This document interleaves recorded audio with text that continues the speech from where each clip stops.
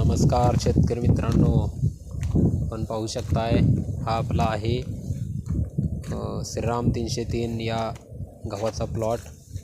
आणि आपण बघू शकता कशा प्रकारे याची आता कुडी निघण्यास सुरुवात झालेली आहे. कशा प्रकारे निघलेले आहे पाहू शकता.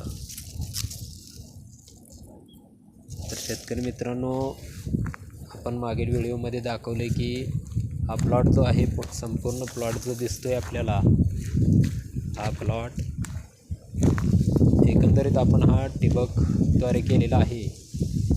तरी या प्लॉटमधील जी आता जी गव्हाची जी ग्रोथ आहे ती कशा प्रकारे झालेली आहे बघू शकताय तुम्ही. हा आहे श्रीराम 303 ही व्हरायटी आहे. तर आपल्या प्लॉटला 2 महिने पूर्ण होत आहेत.